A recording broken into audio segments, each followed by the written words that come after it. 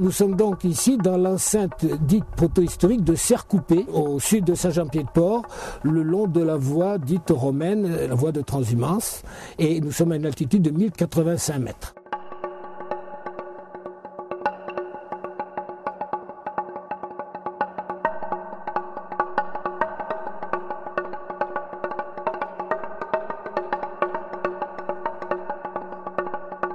Lequel site est aussi à 500 mètres au sud de Châteaupignon. C'est une précision importante parce que Châteaupignon intervient dans le rôle de ce site.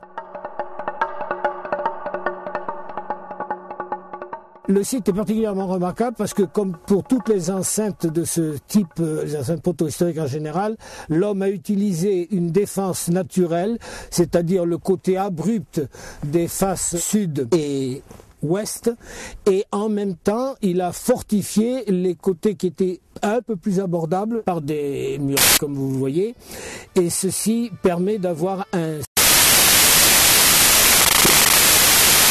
but de refuge et forcément de défense.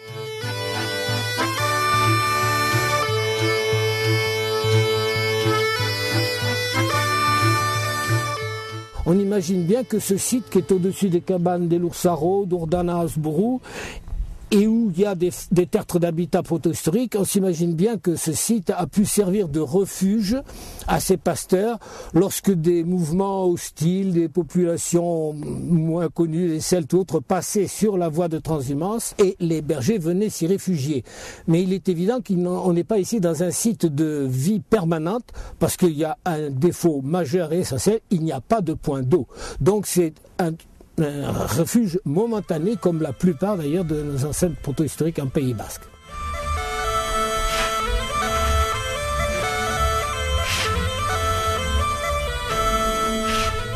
Tout ce que je vous dis a été découvert par le général Godel, Francis Godel, qui a fait des fouilles dans ce site. C'est lui qui l'avait d'abord découvert et ensuite qui a fait des fouilles. Et donc ces travaux nous permettent de pouvoir dire quelque chose sur ce site protohistorique. Nous allons regarder successivement les différentes structures que l'on peut voir à l'intérieur de cette enceinte. Commençons par la muraille du côté nord que l'on voit, qui s'étend derrière moi, qui va jusque vers l'est. Cette muraille fait donc à peu près 2 mètres de haut et on pense qu'elle a pu être construite dès le début de l'occupation par moment du site.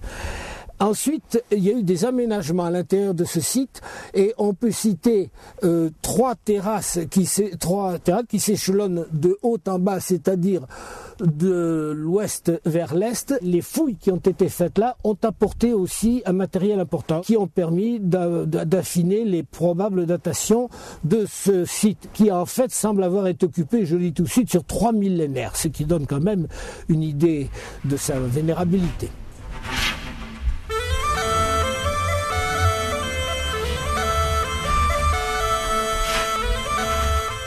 Au cours des fouilles que le général Godel a fait au cours des années 1980, il a fait, je crois, 3 campagnes de fouilles. Il a trouvé 2 silex, c'était important, dont un couteau à dos qui peut être daté du néolithique ou du bronze ancien. Ensuite, nous avons les céramiques et elles ont été datées du bronze moyen.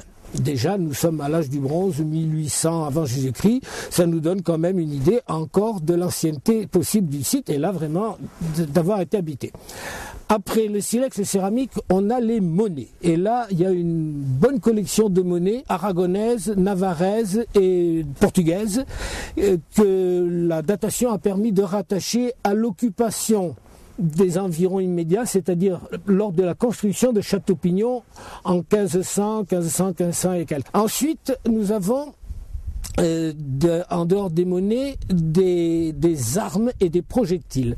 À noter parmi les armes, carreaux d'arbalète, pointe de lance, pointe de javelot et balles de plomb, biscayens, boulets qui montrent que le site n'a pas été étranger aux affrontements qui ont eu lieu dans les abords immédiats de Serre-Coupée. En plus de ces projectiles et ces armes, il y a des objets divers. Et parmi ces objets divers, je voudrais citer une importante quantité de scories de fer qui laisse à penser que des premiers essais de métallurgie du fer ont pu avoir lieu ici. Ensuite, on peut citer de nombreux autres objets comme des outils de forgerons, etc., ce qui prouve qu'il y a eu une vie industrieuse ici.